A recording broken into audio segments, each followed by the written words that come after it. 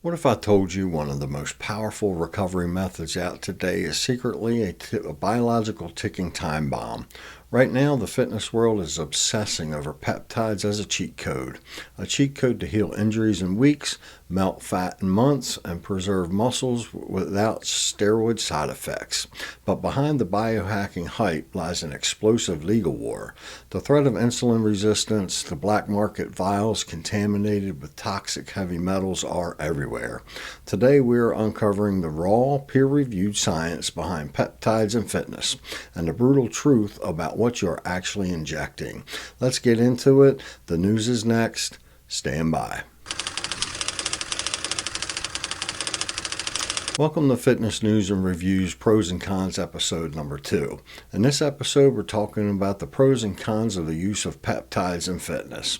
After this video, you should be able to make a more educated decision whether peptides are right for you or not. Let's go. Pro number 1, certain peptides accelerate tissue repairs. Growth hormone peptides like BPC 157 and TB 500 drastically speed up angiogenesis and fibroblast migration, healing during stubborn tendon, ligament, and muscle tears. The biological mechanisms behind how regenerative peptides accelerate tissue repair are heavily tracked through orthopedic sports medicine databases. The primary scientific backing for BPC 157 can be found in a landmark study published by the National Institute of Health titled The Promoting Effect of Pentadecapeptide BPC 157 on tendon healing involves tendon outgrowth, cell survival, and cell migration.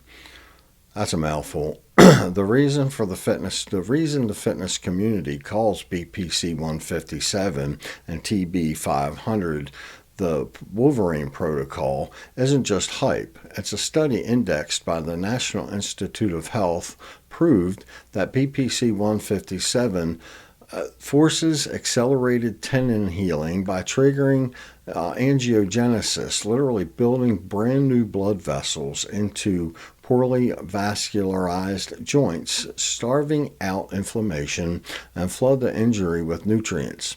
A paper in the journal Pharmaceuticals shows that when you pair BPC 157 with TB 500, that this physically recruits and migrates new muscle cells to repair muscle tendons, which drastically shortens traditional healing time frames. Moving on to con number 1. Con number 1 is the fact that there are some severe regulatory crackdowns going on.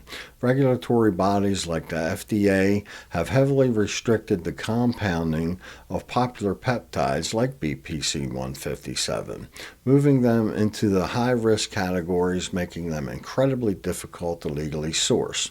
Under federal law, the FDA governs traditional compounding pharmacies through Section 503A of the Food and Drug and Cosmetic Act. To legally compound a medication from raw bulk powder, a substance must either have an official United States pharmacopoeia monograph, be a component of an FDA-approved commercial drug already, or appear on a specific federal permission slip called a 503A Bulk Drug Substances List. If you want to know why it's suddenly so hard to buy high-quality peptides, you have to follow the federal money and court battles. Back in late 2023, the FDA launched a massive crackdown, putting 17 of the world's most popular peptides like BPC 157 and TB 500 onto their restrictive Category 2 list. This effectively banned compounding pharmacies from making them, with the government claiming they carried severe safety and impurity risks. While recent legal battles and policy updates have forced the FDA to pull these molecules off the Category 2 backlist, don't get too excited just yet. Right now, they sit in a massive legal gray zone. The FDA's Pharmacy Compounding Advisory Committee is actively holding critical hearings to decide their final fate. Until a formal ruling drops, your local doctor is operating in a legal minefield, which is exactly why the fitness community is being pushed directly into the black market and dangerous black market. More about the black market in a little while later. So moving on to pro number 2. Some peptides preserve lean muscle mass. Peptides like ipamorelin and CJC1295 stimulate the pituitary gland to pulse natural growth hormone promoting muscle retention without the severe side effects of traditional anabolic steroids. If you want to protect your muscle, but you're terrified of the harsh side effects of steroids, which most people really are. I mean, unless you're into the bodybuilding scene pretty heavily, it should scare you. So if you want to protect your muscle, but you're terrified of the harsh side effects of steroids, this is where the science gets pretty wild. A clinical review indexed by the National Institute of Health outlines how peptides like CJC1295 and ipamorelin completely bypass your steroid receptors. Instead of shutting down your natural testosterone, they hit 2 separate pathways in your brain at the exact same time, forcing your body to naturally pump out up to 5 times more growth hormone on its own. Even better, modern medical data confirms that because ipamorelin is hyperselective, it gives you the massive recovery boost without accidentally triggering negative side effect hormones like cortisol and prolactin, and essentially giving you the massive muscle retaining benefits of anabolism without a single steroid side effect. But, as warned in a board comparative review published in the Clinical Diabetes periodical, continuously keeping your growth hormone IGF levels elevated using secretagogues. I can't pronounce that word, man. It's all over the place in this research. Secretagogues directly causes insulin resistance over time. Excess growth hormone blocks glucose uptake in skeletal muscle tissue, meaning if you sometimes abuse this stack without checking your fasted blood sugar, they run a genuine risk of triggering severe hyperglycemia. More on this in another section later. Moving on to con number 2, sports bans. The World Anti-Doping Agency bans virtually all performance-enhancing peptides under Section S2, meaning competitive athletes risk career-ending bans if they test positive. The strict zero-tolerance sports bans regarding performance-enhancing peptides are governed directly by the primary legislative document of global sports integrity. The definitive legal binding source for this information is the World Anti-Doping Code International Standard Prohibited List, published annually by the World Anti-Doping Agency. This mandate is simultaneously enforced across all domestic sports in the United States by the U.S. Anti-Doping Agency as well. If you compete in any drug-tested sport, using these compounds is an absolute career killer. The World Anti-Doping Agency's official prohibited list outlines a total blanket ban under Section S2 on all peptide hormone growth factors and mimetics, whatever that is. That means BPC 157, TB 500, and CJC 1295 and ipamorelin are completely illegal both in and outside of competitions. And don't think you can sneak one by on a technicality. Just because a compound is brand new, Section S0 acts as an automatic catch-all that bans any substance not fully approved for human medical use. Under anti-doping laws, you are bound by strict liability, meaning it doesn't matter if you genuinely don't know or were just trying to heal an injury faster. If you test positive, you face a mandatory 4-year ban, which instantly destroys your athletic career. So moving on to pro number 3, some peptides blast stubborn body fat. Specific fragments like AOD 9604 and specialized peptides like tirzepatide mimic natural lipolytic pathways, driving massive fat oxidation and suppressing central appetite centers. The specific metabolic and appetite suppressing mechanisms these fat burning peptides are thoroughly verified by independent clinical research. When it comes to melting away stubborn body fat, peptides are attacking the problem from 2 completely different angles. A study published in Diabetes Care found that specialized dual incretin peptides like tirzepatide physically rewrite your brain's hunger signaling, drastically reducing your absolute caloric intake, while specifically forcing your body to shed deep visceral fat mass. But if you look at a fragment like AOD 9604, it skips your brain entirely. Medical reviews show it copies the exact fat-burning tail end of human growth hormone, simultaneously stimulating local fat cells to dump stored lipids and blocking them from holding onto new fat. It's the closest thing the science world has found to a targeted local fat-burning switch. Moving on to con number 3, we're getting some pretty wicked thunderstorms here right now. So if you hear the thunder in the background, it's getting pretty crazy outside right now. So let's try and get through this as quickly as possible. So again, moving on to con number 3 is the black market and the purity dangers that come along with it. Because legitimate prescriptions are tightly controlled, many fitness enthusiasts buy from unregulated online research chemical sites, risking exposure to heavy metals, bacteria, or underdosed vials. The terrifying reality of black market peptide purity and underdosing is backed by rigorous forensic chemical testing and public health literature. A definitive global study verifying these specific chemical dangers was published in the analytical science journal Talanta. The study is titled Impurity Profiling of the Most Frequently Encountered Falsified Peptide Drugs, a comprehensive modern evaluation of the online research chemical market detailed in a public health literature analysis titled Unregulated Peptide Use in the Age of Biohacking. The links will be in the description below. The links will be in the description below for all these articles and things like that, or these scientific studies. So check the links below and read some of these studies.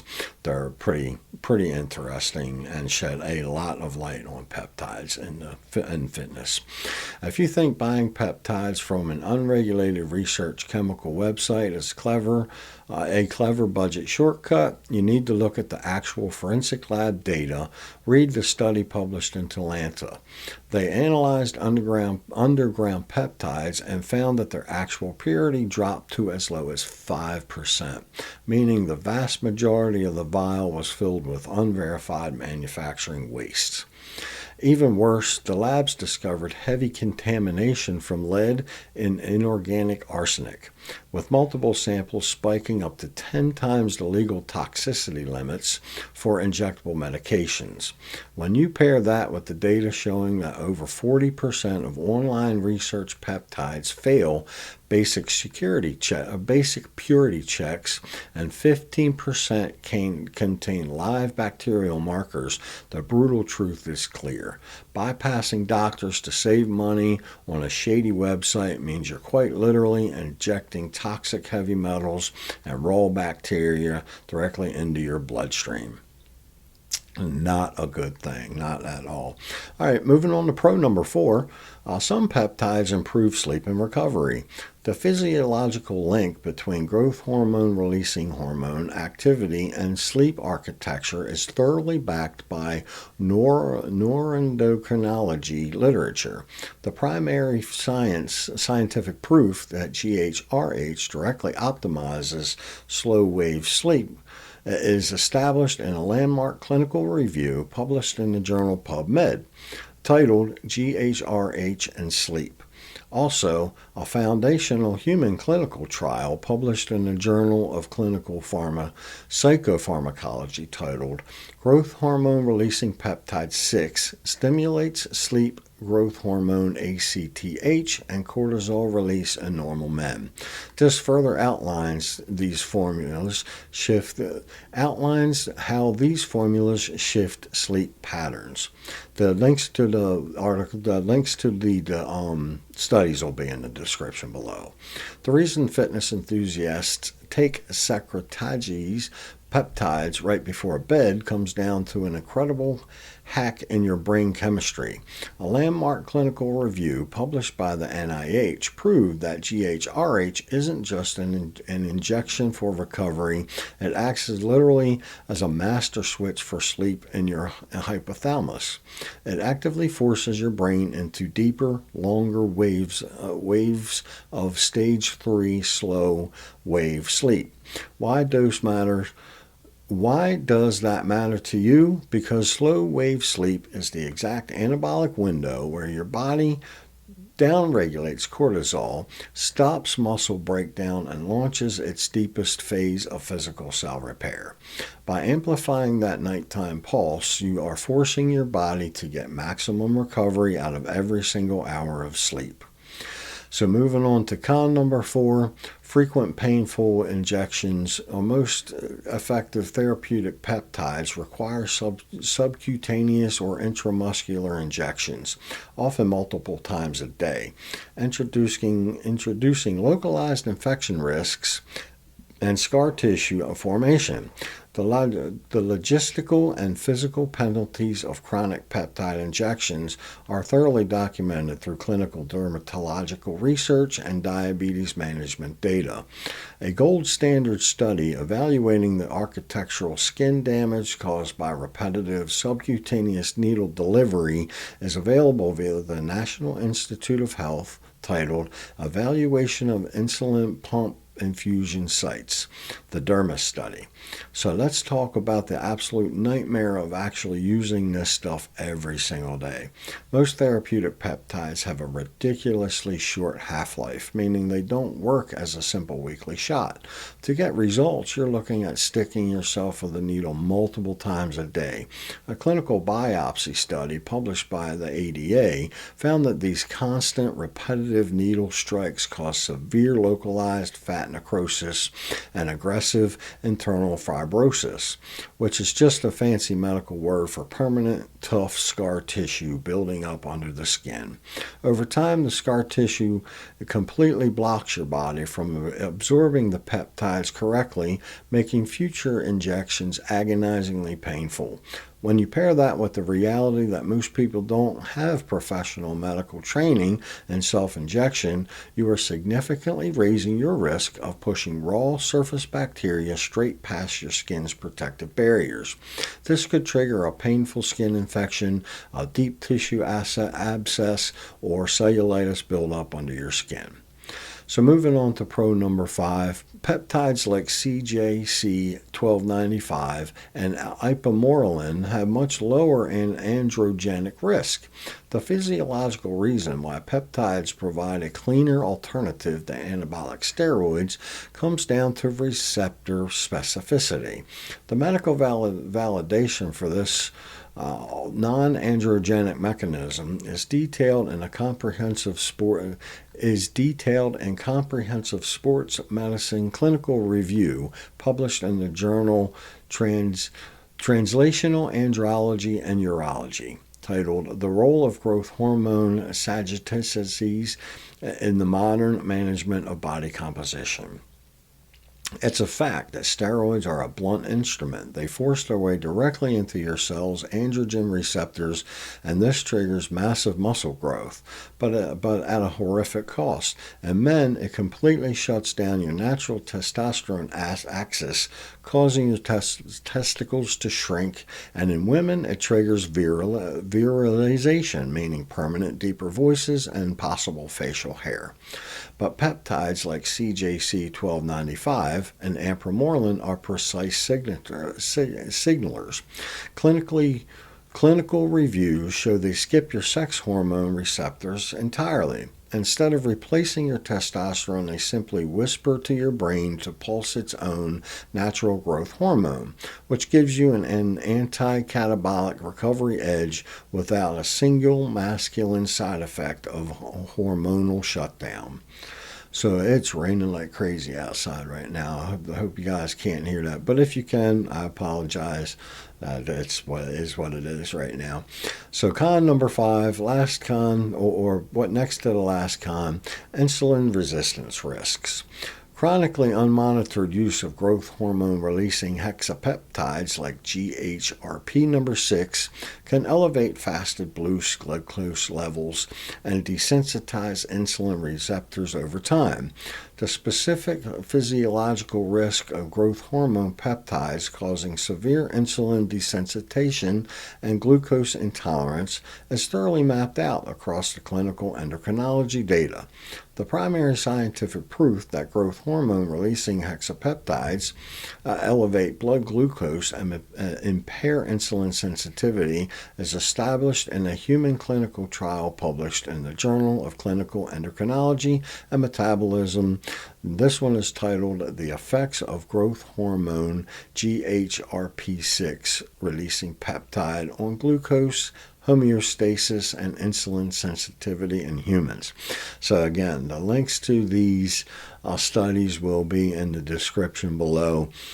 So come over here if it interests you, check them out. It's some really good reading, sheds some serious light on what is good and what is bad about peptides. So if you're abusing growth hormone peptides like GHRP6 to get recovery edge, you might be fast tracking yourself straight into diabetes.